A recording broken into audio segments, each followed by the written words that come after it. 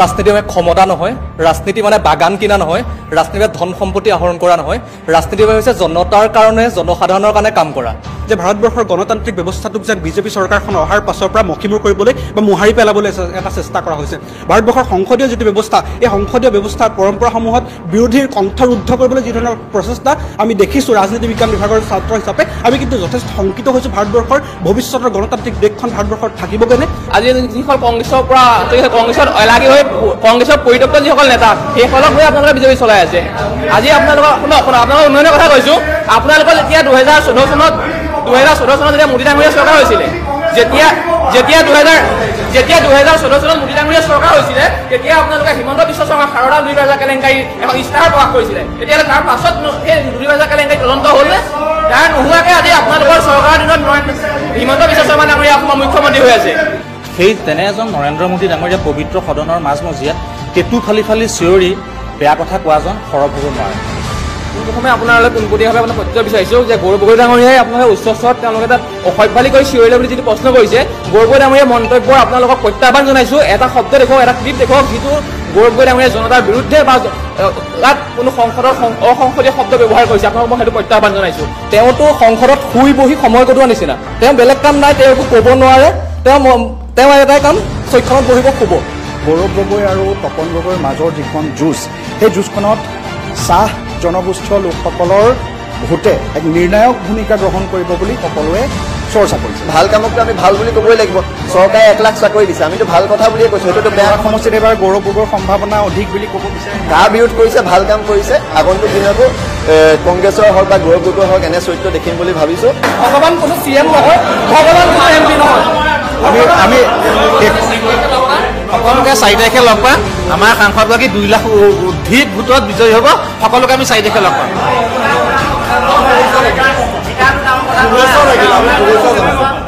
ঠিক আছে। ভোটত জিকিব বুলি কেনেকৈ গম পালে? নিৰ্বাচন হোৱাই নাই। যদি গণতন্ত্ৰ আছে, নিৰ্বাচন হোৱাই নাই, 2 লাখৰ ভোট বুলি কেনেকৈ গম পালে? ঠিক আছে, আমি অনুষ্ঠান সামৰিব লাগে। আপোনালোক নিজৰ আসনলৈ যাওক, নিজৰ আসনলৈ যাওক। নেতাবিলাকৰ পৰা আমাৰ বিশ্বাস নোহোৱা হৈ গৈছে। সমানুপাতিকভাৱে সংগঠনৰ নেতাবিলাকৰ ওপৰত বিশ্বাস নোহোৱা হৈ গৈছে। যে তপন গগৈ যেতিয়া এটা দুৰ্ঘটনাত আঘাত পাইছিলে, যোৰহাট মেডিকেল কলেজতেই ভৰ্তি কৰিছিলে, কিন্তু পৰৱৰ্তী পৰ্যায়ত দিল্লীলৈ লৈ যোৱা হ'ল। তেন্তে অসম চৰকাৰে এনেকুৱা এখন মেডিকেল কলেজ অসমত প্ৰতিষ্ঠা কৰিব পৰা নাই নেকি, যিখনত তপন গগৈৰ চিকিৎসাটো ভালদৰে হ'লহেঁতেন?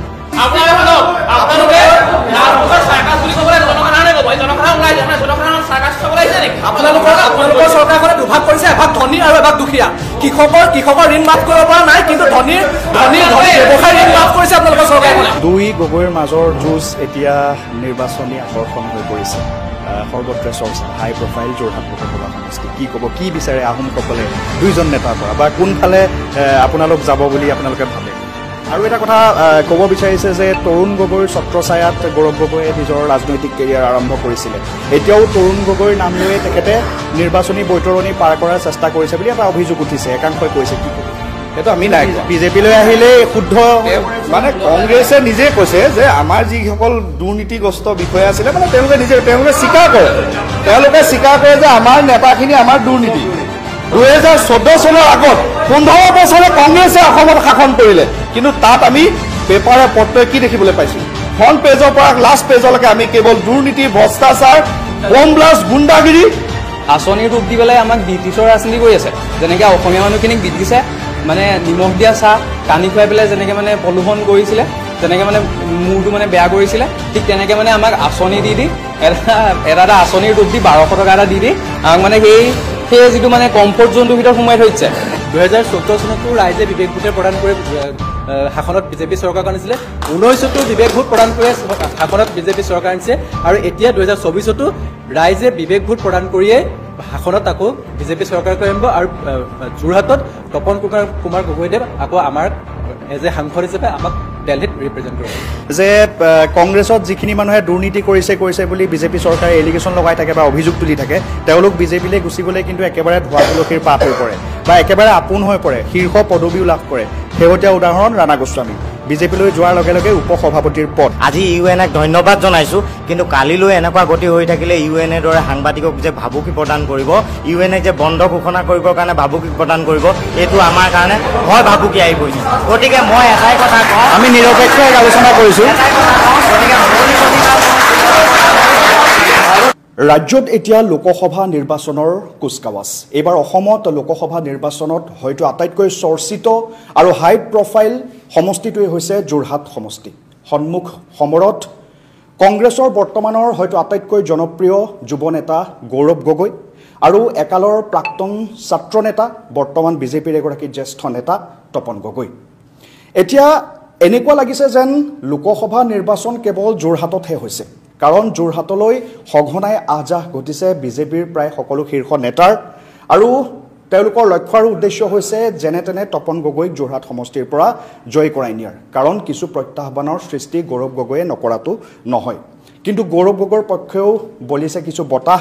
বিশেষকৈ যুৱ প্ৰজন্মক গৌৰৱ গগৈয়ে কিছু আকৃষ্ট কৰিব পাৰিছে বুলি সৰব চৰ্চা চলিছে। ছ'চিয়েল মিডিয়াতো গৌৰৱ গগৈ লৈ সৰব চৰ্চা চলিছে, আৰু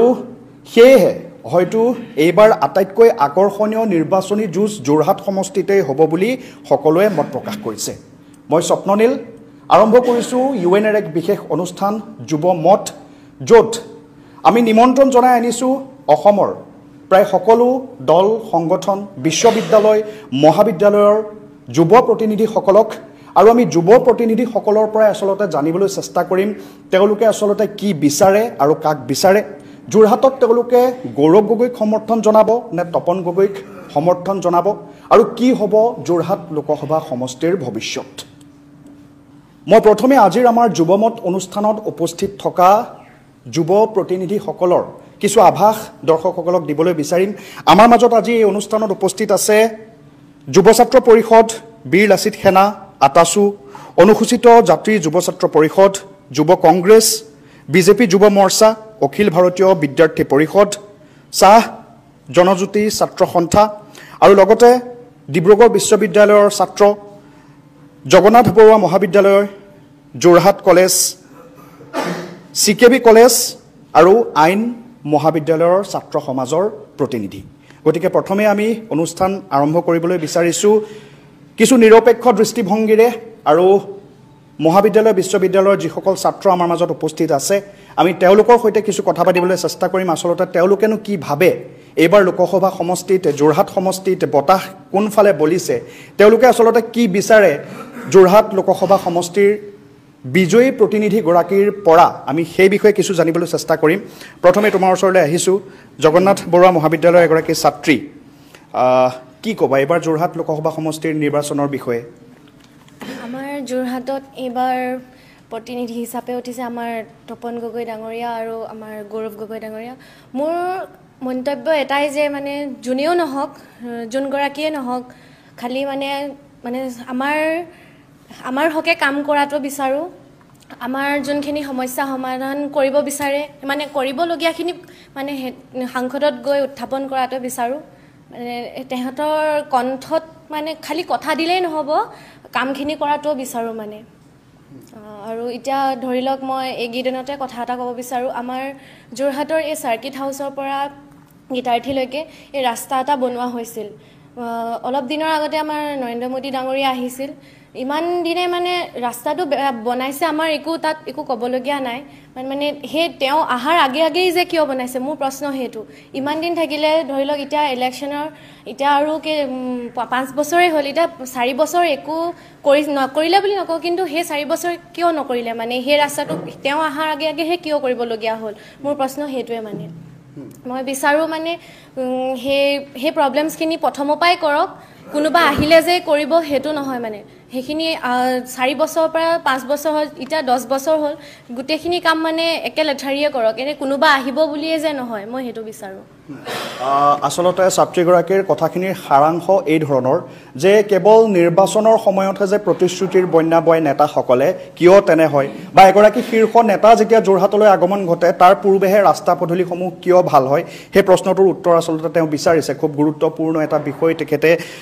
উত্থাপন কৰিছে। আমি প্ৰথমে বিৰোধী পক্ষৰ কিছু মতামত ল'বলৈ বিচাৰিম এইবাৰ লোকসভা সমষ্টিত গৌৰৱ গগৈৰ ফলাফল কেনেকুৱা হ'ব তেওঁলোকৰ মুখেৰে আমি জানিবলৈ চেষ্টা কৰিম আমাৰ মাজত যিহেতু উপস্থিত আছে যুৱ কংগ্ৰেছ আৰু NSUৰ যুৱ প্ৰতিনিধি আমি তেওঁলোকৰ ওচৰলৈ আহিছোঁ প্ৰথমে কি ক'বা এবাৰ লোকসভা সমষ্টি যোৰহাট সমষ্টিত আটাইতকৈ চৰ্চিত এটা সমষ্টি গৌৰৱ গগৈক যুৱ প্ৰজন্মই ভাল পাইছে বুলি কৈছে কি ক'বা প্ৰথম কথা হ'ল ৰাজনীতি মানে ক্ষমতা নহয় ৰাজনীতি মানে বাগান কিনা নহয় ৰাজনীতি মানে ধন সম্পত্তি আহৰণ কৰা নহয় ৰাজনীতি হৈছে জনতাৰ কাৰণে জনসাধাৰণৰ কাৰণে কাম কৰা বৰ্তমানৰ চৰকাৰখনে কি কৰিছে তেওঁলোকে সম্পত্তি বৃদ্ধি কৰিছে কিন্তু বৰ্তমান আমাৰ গৌৰৱ গগৈ ডাঙৰীয়াই আমাক বা লোকসভাত প্ৰশ্ন উত্থাপন কৰাৰ পৰা ধৰি তেওঁৰ বিৰোধীক মানে চৰকাৰ পক্ষক বিৰোধী পক্ষৰ ফালৰ পৰা এনেকুৱা ধৰণে প্ৰশ্ন সুধিছে যে গৃহমন্ত্ৰী আৰু আমাৰ প্ৰধানমন্ত্ৰীজনে তেওঁ প্ৰশ্নত মানে থকা সৰকাৰ নিচিনা অৱস্থা হৈ গৈছে যেনে জুলুঙাত পৰা মেকুৰীটোৰ নিচিনা হৈ গৈছে তেওঁ একো ক'ব নোৱাৰে তেওঁলোকে এনেকুৱা প্ৰশ্নত থকা সৰকাৰ কৰিছে আৰু আমাৰ যিজন বৰ্তমানৰ ইয়াৰ MP হয় তেওঁতো সংসদত শুই বহি সময় কটোৱা নিচিনা তেওঁ বেলেগ কাম নাই তেওঁ একো ক'ব নোৱাৰে তেওঁ এটাই কাম চৈখনত বহিব শুব তেওঁ বেলেগ একো কৰিব নোৱাৰে তেখেতে মন্তব্য দিছে যে কেৱল চিঞৰ বাখৰ কৰিলেই উন্নয়ন বুজোৱা নহয় উন্নয়ন তেখেতে কৰিছে এনেকৈ বুলি মন্তব্য কৰিছে মনে মনে থাকিলেও উন্নতি নহয় আপুনি যদি মনে মনে থাকে ঘৰত বহি থাকে আপুনি কেতিয়াও উন্নতি কৰিব নোৱাৰে প্ৰথম কথা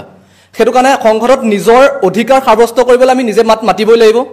নিজে মাতিব নোৱাৰিলে আমি কেতিয়াও অধিকাৰ সাব্যস্ত কৰিব নোৱাৰোঁ এতিয়া গৌৰৱ গগৈ ডাঙৰীয়াই আমাৰ যুৱ প্ৰজন্মৰ কাৰণে মাতিছে যুৱ প্ৰজন্মৰ কাৰণে মাতি গৈছে আৰু তেওঁ উন্নতিও সাধন কৰি গৈছে তেওঁ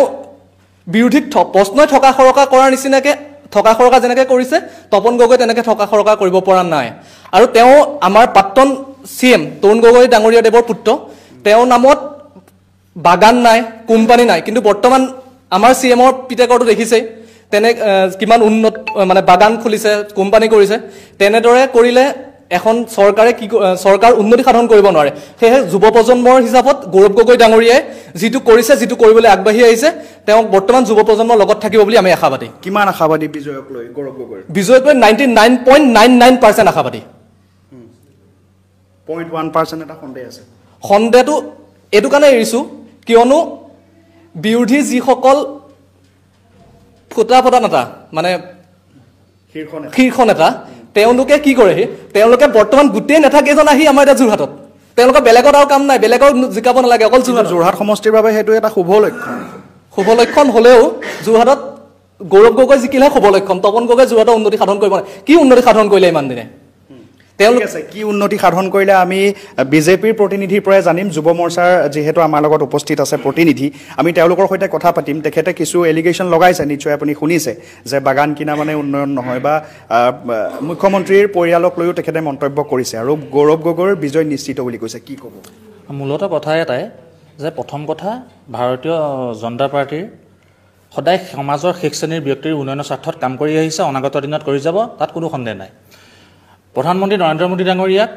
সমগ্ৰ অসমৰ ৰাইজে ভাল পায় অসমৰ ৰাইজৰ অন্তৰাত্মাত হৃদয়স্থিত হৈ আছে সেই তেনে এজন নৰেন্দ্ৰ মোদী ডাঙৰীয়াক পবিত্ৰ সদনৰ মাজমজিয়াত টেটু ফালি ফালি চিঞৰি বেয়া কথা কোৱাজন সৰব হ'ব নোৱাৰে তেওঁলোকৰ কোৱা মতে আমাৰ সৰ্বানীয় প্ৰাৰ্থী তপন কুমাৰ গগৈ ডাঙৰীয়াই নীৰৱ ভূমিকা গ্ৰহণ কৰিছিলে আজি বিভিন্ন ধৰণৰ ছেটেলাইট হওক সামাজিক মাধ্যমত চৰ্চিত হৈ আছে কিন্তু মোৰ কথা হ'ল আমাক সেইজন নীৰৱ মানে সাংসদেই লাগে যিজনৰ নেতৃত্বত আজি যোৰহাট সমষ্টিটোৰ নাম দেশত মানে অশুনাইছে কেনেকৈ আপুনি চাওক সৌখিদিনা 9 মাৰ্চত হুলুগাপাৰত আমাৰ ত্যাগৰ প্ৰতীক আমাৰ সাহসৰ প্ৰতীক অসমীয়া স্বাভিমান লাচিত বৰফুকনৰ 125 ফুট দৈৰ্ঘ্যৰ এটা প্ৰতিমূৰ্তি স্থাপন কৰিছে যাৰ কাৰণে আজি সমগ্ৰ ভাৰতবৰ্ষতে যোৰহাটৰ নাম মানে শীৰ্ষত আছে বুলি ক'ব পাৰি ঠিক সেইদৰে নৰেন্দ্ৰ মোদী আমাৰ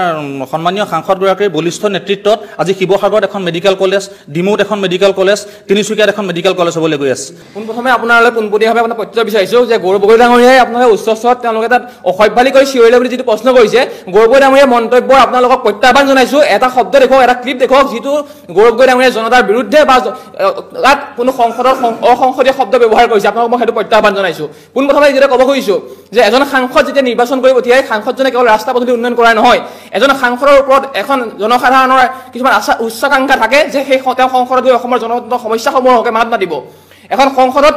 ৰাইজৰ কাৰণে জনসাধাৰণৰ কাৰণে কিছুমান নীতি নিয়ম প্ৰচলন হয় প্ৰৱৰ্তন হয় তাত কিছুমান আইন প্ৰৱৰ্তন হয় সেই ভাল আইন হ'লে সেই সংসদত এজন বলিষ্ঠ কণ্ঠ যদি আমি নিব পাৰোঁ তেওঁক বলিষ্ঠ কণ্ঠৰে মাত মাতিব পাৰিব কিন্তু বিগত দিনসমূহত আমি যি দেখিছোঁ তপন গগৈ ডাঙৰীয়া তেখেতে মাত্ৰ নৰেন্দ্ৰ মোদী ডাঙৰীয়াৰ পদলেহনকাৰী হৈ তেওঁলোকে অসমৰ সকলো সমস্যাৰ ওপৰত নদশীৰ কৰিলে কাৰণ এজন জাতীয়তাবাদী এটা ছাত্ৰ সংগঠনৰ পৰা তেওঁ নেতৃত্ব লৈছিলে অসমৰ জোঠা যোৰহাটবাসী সমষ্টিবাসী ৰাইজে তেওঁৰ ওপৰত আশা আকাংক্ষা আছিলে যে তেওঁৰ দৰে এজন নেতা গৈ আমাৰ সমস্যাসমূহ মাত মাতিব পাৰিব 6 নং দফাৰ পৰা আৰম্ভ কৰি 855 জন শ্বহীদৰ ত্যাগৰ বিনিময়ত সৃষ্টি হোৱা এটা ছাত্ৰ সংগঠন তাত থাকি তেখেতে নেতৃত্ব দিছিলে কিন্তু সেই সময়ত গৈ তেওঁ নৰেন্দ্ৰ মোদী চৰকাৰৰ পদলেহন কৰি নিজৰ ক্ষমতাৰ কাৰণে তেওঁ থাকিলে কিন্তু আমাৰ তৰুণ গগৈ ডাঙৰীয়াৰ যিদৰে বলিষ্ঠ পদক্ষেপ লৈ অসমত 2001 চনৰ পৰা অশান্তি বিৰাজ কৰা অসমত শান্তি স্থাপনা কৰিলে আৰু আজি সেই তৰুণ গগৈ চৰকাৰৰ পুত্ৰ বুলি গৌৰৱ গগৈ ডাঙৰীয়া নহয় গৌৰৱ গগৈ ডাঙৰীয়া যেতিয়া 2015 চন 16 চনত সাংসদ হৈছিলে আপোনালোকৰ সেই নৰেন্দ্ৰ মোদী ডাঙৰীয়া চৰকাৰে আজি যিজনে অধ্যক্ষ সাংসদ বুলি কৈ আহি আপোনালোকৰ সকলো মন্ত্ৰী মদাগৰ আহি যোৰহাটত থিতাপি লৈছেহি যিসকলৰ ভয়ত ত্ৰস্তমান হৈ অসমৰ বিভিন্ন মূৰৰ পৰা আনিছে সেইজনে কিন্তু শ্ৰেষ্ঠ সাংসদৰ বঁটা প্ৰদান কৰিছিলে গতিকে ঠিক আছে হ'ব আমি কথা পাতিম আমি এই বিষয়টোলৈ আকৌ আহিম আমি যুৱ মৰ্চাৰ প্ৰতিনিধিৰ ওচৰলৈ আহিম কিন্তু এইবাৰ এটা কথা সকলোৱে কৈছে যে গৌৰৱ গগৈ আৰু তপন গগৈৰ মাজৰ যিখন যুঁজ সেই যুঁজখনত চাহ জনগোষ্ঠীয় লোকসকলৰ ভোটে এক নিৰ্ণায়ক ভূমিকা গ্ৰহণ কৰিব বুলি সকলোৱে চৰ্চা কৰিছে গতিকে আমি আজি আমাৰ মাজত আটছাৰ প্ৰতিনিধি আছে চাহ জনগোষ্ঠীয় ছাত্ৰ সন্থাৰ প্ৰতিনিধি আছে আমি তেওঁলোকৰ পৰা জানিম তেওঁলোকে কি বিচাৰে এইবাৰ কাৰ ফালে যাব আপোনালোকে সমৰ্থন জনাব প্ৰথমতে মই UNAৰ যুৱ মত অনুষ্ঠানত মোৰ অসম শান্তি ছাত্ৰ সন্থাৰ তৰফৰ পৰা আপোনালোকক ধন্যবাদ জনাইছোঁ ইনভাইট কৰাৰ কাৰণে প্ৰথম কথা হ'ল চাহ বাগিচাৰ কথাবিলাক ওলাই থাকে একচুৱেলি ইলেকশ্যন সময়তে ওলায় বেলেগ সময়ততো নোলায় বাৰু স্পেচিয়েলি ইলেকশ্যন সময়ত একচুৱেলি ভোট বেংক হিচাপে ব্যৱহাৰ কৰা সেইটো প্ৰচাৰটো এতিয়া চলে যুগ ধৰি চলেই কিন্তু বৰ্তমান যোনটো আমাৰ চাহ বাগিচা অঞ্চলত শিক্ষিত যুৱ প্ৰজন্মৰ ওপৰত এটাই প্ৰশ্ন আহি আছে যে কেৱল মাত্ৰ চাহ বাগিচা অঞ্চলসমূহত ভোটৰ অংকই চলি থাকিব নেকি আমাৰ বিভিন্ন ধৰণৰ সমস্যা আছে চাহ জনগোষ্ঠী অঞ্চলবিলাকক একচুৱেলি নেতাসকলক দেখা পোৱা যায় যে যেতিয়া ইলেকশ্যন আহিব তেতিয়াই তেওঁলোকে যাব প্ৰচাৰ কৰিব তেওঁলোকৰ দলীয় নেতাসকলক লৈ পিনি যাব কিন্তু তাৰ পৰৱৰ্তী সময়ত কিন্তু 4.5 বছৰ আমি দেখি নাপাওঁ এইটো এটা দুৰ্ভাগ্যজনক কথা আৰু বিশেষভাৱে আমি ক'ব বিচাৰোঁ যে যোনটো এতিয়া বৰ্তমান যোনটো শৈক্ষিক এখন ক্ষেত্ৰখনৰ শৈক্ষিক প্ৰতিযোগিতামূলক যোনখন সমাজ চলি আছে সেই ক্ষেত্ৰখনত আমি দেখি পাওঁ যে শিক্ষাৰ ক্ষেত্ৰক লৈ পিনি কোনো ধৰণৰ একচুৱেলি চাহ বাগিচা অঞ্চলত মই গুৰুত্ব প্ৰদান কৰা নাই তাৰমানে আপোনালোকে এইটো ক'ব বিচাৰিছে নেকি যে যিটো চৰকাৰে কৈ আছে যে চাহ জনগোষ্ঠীয় অঞ্চলত উন্নয়নৰ জোৱাৰ উঠিছে বুলি কৈছে এইটো মিছা বুলি ক'ব খুজিছে নেকি নাই উন্নয়নে একচুৱেলি চাওক উন্নয়নত হৈছে তোৰ ৰাস্তা পদূলি উন্নয়ন হৈছে বাৰু ৰাস্তা পদূলি আমি দেখি পাইছোঁ এইটো 100% চিয়'ৰ পানীৰ অকণমান সুবিধা হৈছে কিন্তু স্পেচিয়েলি কোনবোৰ বস্তু আমাৰ একচুৱেলি এটা ব্যক্তি হিচাপে প্ৰয়োজন হয় শিক্ষা ব্যৱস্থাটো ডেফিনেটলি শিক্ষা লাগে আৰু যদি আমি গোটেই সমগ্ৰ চাহ জনগোষ্ঠীৰ বিষয়টোক যদি আমি ধৰি মানে কৰিবলৈ যাওঁ তেতিয়াহ'লে আমাৰ জনজাতিকৰণ আৰু যোনটো মজুৰি বৃদ্ধি এইবোৰ একচুৱেলি স্পেচিয়েলি আমাৰ জনগোষ্ঠীটোৰ কাৰণে এইবাৰ আপোনালোকে পৰিৱৰ্তন আনিব বিচাৰিব নেকি বা নেতৃত্বৰ পৰিৱৰ্তন বিচাৰিব নেকি নাই সেইটো একচুৱেলি সম্পূৰ্ণ একচুৱেলি নিজৰ ভোটাৰ ওপৰত থাকিব তেওঁলোকে কেনেধৰণে বিচাৰে আমি সেইটো বিচাৰোঁ যে আমি আমি ৰাজনৈতিক নেতাসকলে আমাৰ চাহ বাগিচালৈ যাওক চাহ বাগিচাৰ ভিতৰৰ অঞ্চলবোৰক তেওঁলোকে চাওক কেনেধৰণে কেৱল নিৰ্বাচন সময়ত মানে আমাৰ সেইটো অভিযোগ কেৱল মাত্ৰ নিৰ্বাচন সময়ত নহয় প্ৰতিটো মুহূৰ্তত তেওঁলোকে গৈ পিনি একচুৱেলি চাহ জনগোষ্ঠীৰ ৰাইজসকলক তেওঁলোকে যাব লাগিব চাব লাগিব কাৰণ অসমত একচুৱেলি চাহ বাগিচাৰ এটা স্পেচিয়েলি অৰ্থনৈতিক ক্ষেত্ৰত এটা ভূমিকা আছে চাহ বাগিচাক লৈ পিনি নিশ্চয় এয়া হৈছে চাহ জনজাতীয় ছাত্ৰ সন্থাৰ প্ৰতিনিধিসকলৰ ভাষ্য আমাৰ মাজত সদৌ অসম ছাত্ৰ সন্থাৰ প্ৰতিনিধি আছে আমি তেওঁলোকৰ পৰা জানিবলৈ চেষ্টা কৰিম যিহেতু এগৰাকী প্ৰাৰ্থী তপন কুমাৰ গগৈ সেইখন মঞ্চৰ পৰাই অহা একালৰ প্ৰাক্তন ছাত্ৰ নেতা স্বাগতম জনাইছোঁ অনুষ্ঠানলৈ এইবাৰ নিৰ্বাচনী বতাহ কোনফালে বলিছে বুলি অনুভৱ হৈছে বা কি মতামত দিব এইবাৰ নিৰ্বাচনত লোকসভা সমষ্টি যোৰহাট সমষ্টি হয় প্ৰথমতে UNA দ্বাৰা যুৱ মতৰ এই অনুষ্ঠানৰ জৰিয়তে আমি সমূহ যোৰহাটবাসী ৰাইজক আহ্বান জনাব বিচাৰিছোঁ যে আপোনালোক ওলাই আহক ভোটদান কৰক আৰু ভোটদানৰ জৰিয়তে নিজৰ মতামত প্ৰদান কৰক প্ৰথমতে এটা কথা আমি ক'ব লাগিব যে যেতিয়া ৰাজনৈতিক দলসমূহৰ তেওঁলোকৰ যেতিয়া জাতীয়তাবাদী চিন্তা চেতনাৰ অভাৱ হৈছে তেতিয়া কিন্তু অসমৰ খিলঞ্জীয়া ৰাইজে তেওঁলোকক নস্যাৎ কৰিছে সেয়া গণ পৰিষদেই হওক কংগ্ৰেছেই হওক আৰু এতিয়া বৰ্তমান বিজেপি শাসনত আছে যদিও তেওঁলোকে সেই কথা মনত ৰখা উচিত এতিয়া লোকসভা নিৰ্বাচনৰ প্ৰাক মুহূৰ্তত কাখন আনি পেলাই বলপূৰ্বকভাৱে অসমত জাপি দিবলৈ লৈছে 51 পৰা 71 20 বছৰ আমি বিদেশী বুজা লৈছে আৰু অসমে বিদেশী বুজা ল'ব নোৱাৰে আৰু অসমৰ প্ৰেক্ষাপট টোটেলি বেলেগ আমি কৈছো ইয়াত কোনো হিন্দু বুলি কথা নাই মুছলিম বুলি কথা নাই অবৈধ বিদেশী অসমত আহিব নোৱাৰে সেই কথা স্পষ্ট যদি কাখন 6 শিডিউল এৰিয়াৰ কাৰণে বেয়া যদি নৰ্থ ইষ্টৰ আন ৰাজ্যসমূহৰ কাৰণে বেয়া তেতিয়াহ'লে কাখন অসমৰ কাৰণেও বেয়া তাৰ লগতে আমি এটা কথা ক'ব লাগিব যে চৰকাৰখনে বৰ্তমান 1 লাখ চাকৰি দিবলৈ তেওঁলোক 1 লাখ প্ৰায় চাকৰি দিছে সেয়া আমি আদৰণি জনাইছো চৰকাৰ হেতু ভাল কাম আমি আদৰণি জনাইছো কিন্তু প্ৰত্যেক বছৰে কিমান নিবনুৱা সৃষ্টি হৈ আছে তেওঁলোকে হিতাধিকাৰী সৃষ্টি কৰি আছে কিন্তু নিবনুৱা সমস্যা সমাধান কৰিবলৈ তেওঁলোক কিমান দূৰ সক্ষম হৈছে 1 লাখ চাকৰি দিয়া মানে এটো নহয় যে তেওঁলোকে নিবনুৱা সমস্যা সম্পূৰ্ণৰূপে সমাধান কৰিবলৈ পাৰিছে কা আন্দোলনে এবাৰ নিৰ্বাচনত নিৰ্ণায়ক ভূমিকা গ্ৰহণ কৰিব পাৰে বুলি ভাবে নেকি নিশ্চয় নিৰ্ণায়ক ভূমিকা গ্ৰহণ কৰিব কাৰণ খিলঞ্জীয়া ৰাইজে কেতিয়াও কাখন গ্ৰহণ কৰা নাই আৰু নকৰে 5 জনকৈ শহীদ হৈছে কা আন্দোলনত আৰু সেই জুই কৰা আমাৰ মাজত এতিয়াও আছে সেই জুই কৰা সেই মৰ্ম বেদনা আমি এতিয়াও আছে আমাৰ মাজত গতিকে কাখনক কেতিয়াও মানুহে পাহৰা নাই ওভাৰব্ৰিজৰ উন্নয়ন দেখুৱাই কেইটামান চাকৰি দি পেলাই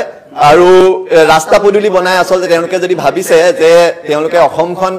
সৰ্বকালৰ কাৰণে তেওঁলোকে জিকি ললে বুলি সেই কথা কেতিয়াও গ্ৰহণযোগ্য নহয় আৰু ওভাৰব্ৰিজৰ কথা ক'লে আমি এটা কথা ক'ব লাগিব ওভাৰব্ৰিজ হৈছে যোৰহাটত আমি ভাল পাইছো আৰু দুখনৰ নিৰ্মাণ অৱস্থাত আছে কিন্তু যোৰহাট মেডিকেল কলেজৰ সন্মুখত যিখন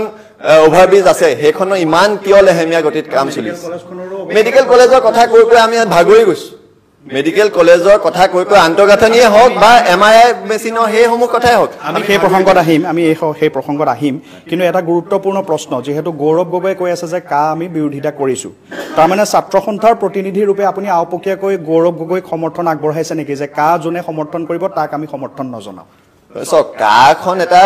নিৰ্ণায়ক ভূমিকা গ্ৰহণ কৰিব আমি ইতিমধ্যে কৈছো আৰু কা যোনে যোনে কাখন বিৰোধিতা কৰিছে খিলঞ্জীয়া ৰাইজে তেওঁলোকক আদৰণি জনাইছে আৰু বেলেগ আদৰ্শক নামানিলেও কাখন যি বিৰোধিতা কৰিছে সেই কথাক আমি আদৰণি জনাইছো ভাল কামকটো আমি ভাল বুলি ক'বই লাগিব চৰকাৰে 1 লাখ চাকৰি দিছে আমিতো ভাল কথা বুলিয়ে কৈছো এটোতো বেয়া সমষ্টিত এবাৰ গৌৰৱ গগৈৰ সম্ভাৱনা অধিক বুলি ক'ব বিচাৰে কা বিৰোধ কৰিছে ভাল কাম কৰিছে আগন্তুক দিনতো কংগ্ৰেছৰ হওক বা গৌৰৱ গগৈ হওক এনে চৰিত্ৰ দেখিম বুলি ভাবিছো কিন্তু এসময়ত যিদৰে তেওঁলোকে বিভিন্ন অঞ্চলত বিদেশীক আনি পেলাই ভোট বেংক সৃষ্টি কৰিব চেষ্টা কৰিছিলে বা বহু জায়গাত এতিয়াও কৰি আছে তেনে চৰিত্ৰসমূহ এৰি পেলাই বৰাকত এটা স্থিতি ইয়াত এটা স্থিতি সেই তেনেকুৱা ধৰণৰ স্থিতি নল'ব বুলি আমি আশা কৰিছো মই এটা চমুকৈ এটা প্ৰসংগ চুই যাবলৈ বিচাৰিম যিহেতু এটা অপ্ৰিয় সত্য যে ছাত্ৰ সন্থাৰ মঞ্চৰ পৰাই গৈ আপোনালোকৰ বহু প্ৰাক্তন নেতাই কিন্তু বৰ্তমান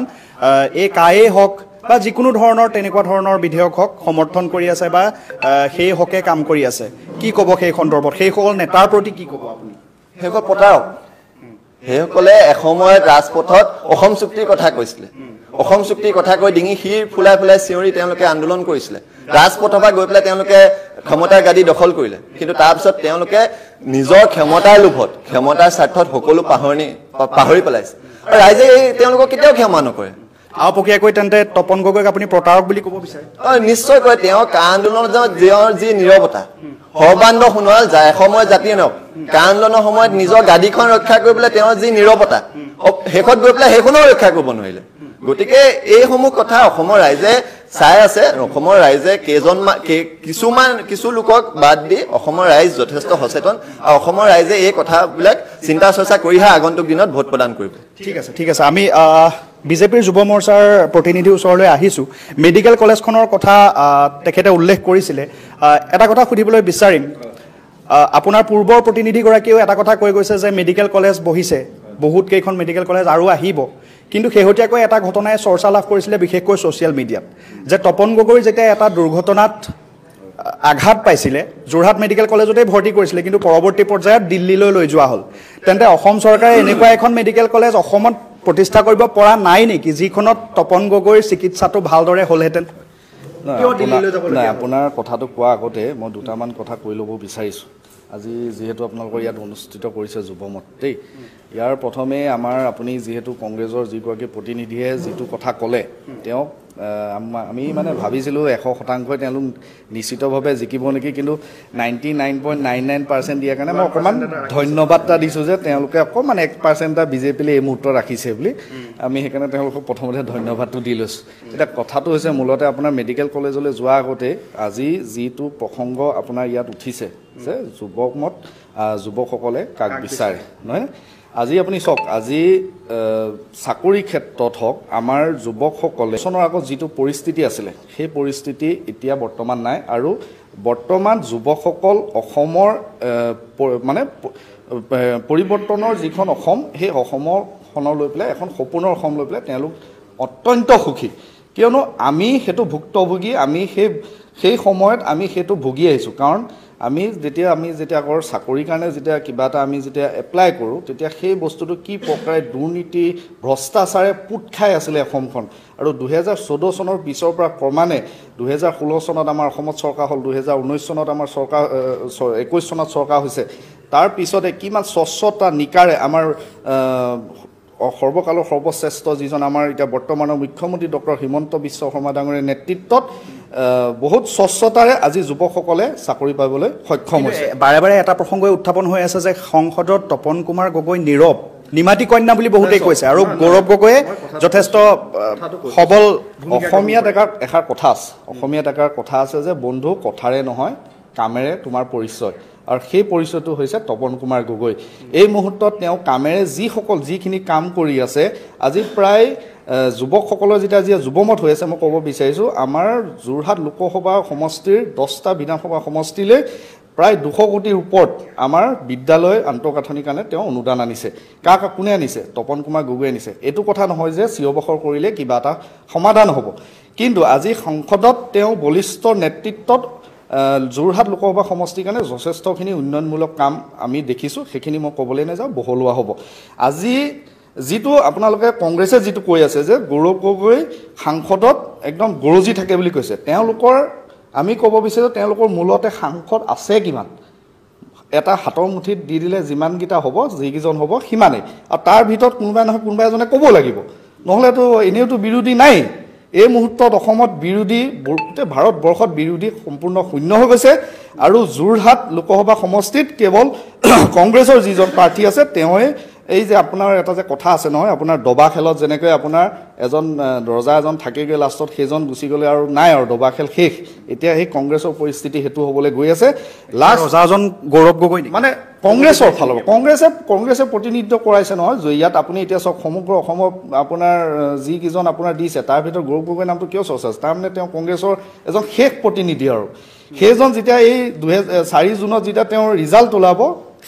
কংগ্ৰেছৰ কফিনত শেষ গজালটো গৌৰৱ গগৈ মাৰি তপন কুমাৰ গগৈ ডাঙৰীয়াই দ্বিতীয়বাৰৰ কাৰণে লোকসভালৈ নিৰ্বাচিত হৈ প্ৰধানমন্ত্ৰী নৰেন্দ্ৰ মোদী ডাঙৰীয়া তৃতীয়বাৰৰ কাৰণে দেশৰ প্ৰধানমন্ত্ৰী হ'বলৈ গৈ আছে। ধন্যবাদ। ঠিক আছে, আমাৰ মাজত অসম জাতীয়তাবাদী যুৱ ছাত্ৰ পৰিষদৰ প্ৰতিনিধিসকল আছে, আমি তেওঁলোকৰ ওচৰলৈ আহিছোঁ। বিজেপিৰ প্ৰতিনিধিগৰাকীয়ে এটা কথা উল্লেখ কৰিছে যে বিৰোধী শূন্য, যিটো কথা গণতন্ত্ৰৰ বাবে অতি ক্ষতিকাৰক। বিৰোধী শূন্য ৰাজনীতি গণতন্ত্ৰৰ বাবে ক্ষতিকাৰক। কি ক'ব আপোনালোকে? এতিয়া কা আন্দোলনতো ব্যস্ত আছে, যথেষ্ট চিঞৰ বাখৰ হৈ আছে, কি ক'ব? হয় চাওক, সৰ্বপ্ৰথমে আপোনালোকৰ নিউজ চেনেল UNA উজনি নামনি অসম নিউজ চেনেলক আমি অসম জাতীয়তাবাদী যুৱ ছাত্ৰ পৰিষদ যোৰহাট জিলা সমিতিৰ তৰফৰ পৰা আন্তৰিক অভিনন্দন জ্ঞাপন কৰিছোঁ। সমান্তৰালভাৱে ইয়াত উপস্থিত প্ৰতিজনলৈকে আমি শুভেচ্ছা জ্ঞাপন কৰিছোঁ। বৰ্তমান নিৰ্বাচন সমাগত আৰু আজিৰ অনুষ্ঠানটো হৈছে যুৱ অভিমত। গতিকে কোনে শেষ হাঁহি মাৰিব বা কোনে নামাৰিব এই বিষয়লৈ আপোনালোকে এটা অভিমত অনুষ্ঠান আয়োজন কৰিছে। গতিকে আমি অসম জাতীয়তাবাদী যুৱ ছাত্ৰ পৰিষদৰ এটা অৰাজনৈতিক সংগঠন, আৰু ৰাজনৈতিকভাৱে আমি সম্পূৰ্ণ বাহিৰত থাকোঁ। গতিকে অৰাজনৈতিক সংগঠন হিচাপে আমি এটা কথা, আমি ৰাইজৰ যি ভোটদান হ'ব সেই ভোটদানৰ ওপৰত নিৰ্ভৰ কৰিব। কিন্তু তাৰ সমান্তৰালভাৱে আৰু এটা কথা ক'ব লাগিব যে আজিৰ প্ৰেক্ষাপট যিটো চলিছে, যে অসমৰ যিখিনি সমস্যা, জ্বলন্ত সমস্যা, আৰু সেই সমস্যাৰ অনুপাতে যিসমূহ আমাৰ সমষ্টি আছে, সমষ্টিৰ সংশ্লিষ্ট বিধায়ক আছে আৰু ঠিক তেনেকৈ সাংসদ আছে। মই যোৰহাট সমষ্টিৰ কথা বিশেষভাৱে লওঁ। গতিকে সেই সংশ্লিষ্ট যিসমূহ বিধায়কৰ যিখিনি সেই পৰিসীমাৰ ভিতৰত তেওঁলোকৰ যিখিনি উন্নয়নৰ গাঁথনি, তাৰ সমান্তৰালভাৱে লোকসভাৰ যিখিনি সাংসদসকলৰ যিখিনি উন্নয়নৰ ভূমিকা সেই ভূমিকাখিনি কিন্তু যোৰহাট সমষ্টিত কিছু স্থবিৰ আমি দেখা পাইছোঁ কিন্তু এইটো এটা কথা আমি ক'ব বিচাৰিছোঁ যে উন্নয়ন হৈছে অসমৰ লগতে যোৰহাটতো উন্নয়ন হৈছে গতিকে যিসমূহ ৰাষ্ট্ৰীয় সমস্যা যিসমূহ ৰাষ্ট্ৰীয় উন্নয়ন এই ক্ষেত্ৰত কিন্তু তপন কুমাৰ গগৈ ডাঙৰীয়া তেখেত এজন জাতীয়তাবাদী কণ্ঠ আছিল তেখেত সদৌ অসম ছাত্ৰ সন্থাৰ পৰা প্ৰতিনিধিত্ব কৰি আজি ভাৰতীয় জনতা পাৰ্টিৰ দৰে এটা ৰাষ্ট্ৰীয়তাবাদত তেওঁ যোগদান কৰিছে গতিকে অসমৰ প্ৰতিটো কোণৰ কথা তেওঁ জানে গতিকে এনে ৰাষ্ট্ৰীয় সমস্যাসমূহৰ ভিতৰত আমি যদি ক'বলৈ যাওঁ বৰ্তমান নিমাতীৰ যিটো গৰাখহনীয়া সমস্যা আছে এক জ্বলন্ত সমস্যা আৰু কিছুদিনৰ পিছত সেই যে ভাবুকি হৈছে যোৰহাট নগৰৰ ফালে কিন্তু সেই সমস্যাৰ ক্ষেত্ৰত কিন্তু আমি তপন কুমাৰ গগৈৰ কোনো বলিষ্ঠ পদক্ষেপ আমি দেখা নাপালোঁ তাৰ সমান্তৰালভাৱে যদি ক'বলৈ যাওঁ যে উত্তৰ প্ৰদেশত যোগী আদিত্যৰ নেতৃত্বাধীন বিজেপি চৰকাৰখনে ৰাষ্ট্ৰীয় ঘাইপথখন 3-3টা বছৰত সম্পূৰ্ণ কৰিব পাৰিলে কিন্তু যোৰহাটৰ এই পশ্চিম যোৰহাট খেলপথাৰৰ পৰা জাজিমুখলৈকে কিন্তু কমচ আজি 8টা বছৰ এখন সম্পূৰ্ণ কৰিব নোৱাৰাটো তপন গগৈৰ কাৰণে এইটো কিন্তু এটা দুৰ্ভাগ্যজনক কথা টাই আহোম ছাত্ৰ সন্থাৰ প্ৰতিনিধি আমাৰ মাজত আছে দুই গগৈৰ মাজৰ যুঁজ এতিয়া নিৰ্বাচনী আকৰ্ষণ হৈ পৰিছে সৰ্বত্ৰে চৰ্চা হাই প্ৰফাইল যোৰহাট লোকসভা সমষ্টি কি ক'ব কি বিচাৰে আহোমসকলে দুইজন নেতাৰ পৰা বা কোনফালে আপোনালোক যাব বুলি আপোনালোকে ভাবে এতিয়া দুই গগৈ বুলি কৈ আটাইতকৈ জটিল প্ৰশ্নটো মোলৈকে কৰিলে আপুনি যিহেতু মই এজন আহোম জনগোষ্ঠীয় এটা সংগঠনৰ মই নেতৃত্ব কৰি আহিছোঁ চাওক এতিয়া ক'বলৈ গ'লে এতিয়া সকলোৱে মতামতবিলাক শুনি আছোঁ বিৰোধী পক্ষই হওক বা শাসনাধীশ পক্ষই হওক কিন্তু সকলোৱে এটাই দেখিলোঁ যে উন্নয়নটো এটা গতানুগতিক ধাৰা চৰকাৰ যি আহিব উন্নয়ন হৈয়ে থাকিব সেইটোক আপুনি এটা ৰাজনৈতিক দলৰ সফলতা বা বিফলতাৰ মাপকাঠি সেইটো হ'ব নোৱাৰে উন্নয়নটো কেতিয়াও হ'ব নোৱাৰে কিন্তু আহিবলগীয়া সাংসদ আমাৰ গৌৰৱ গগৈ ডাঙৰীয়াই হওক বা তপন কুমাৰ গগৈ ডাঙৰীয়াই হওক আমি তেওঁলোকৰ উভয় পক্ষলৈ এটা প্ৰশ্ন উত্থাপন কৰিব বিচাৰিছোঁ যে নিৰ্বাচনী ইস্তাহাৰত যিবিলাক প্ৰতিশ্ৰুতি দিয়ে সেই প্ৰতিশ্ৰুতিবিলাক আপোনালোকে আখৰে আখৰে পালন কৰিব পাৰিছেনে বা পাৰিবনে সেইটো এটা ডাঙৰ প্ৰশ্ন আৰু যোৰহাট সাংসদীয় সমষ্টিত আমাৰ কি নতুন উদ্যোগীকৰণ কিবা ক্ষেত্ৰত তেওঁলোকে কিবা প্ৰচেষ্টা ল'বনে বা শিক্ষা প্ৰযুক্তিবিদ্যাৰ ক্ষেত্ৰত তেওঁলোকে কিবা নতুনত্ব কিবা দিব পাৰিবনে আমাৰ সাংসদীয় সমষ্টিটোক আৰু যি দেখিছোঁ আমি ৰাষ্ট্ৰীয়তাবাদী কথা ক'বলৈ গ'লে এতিয়া আমাৰ যি ধৰি লওক সীমা সমস্যাই হওক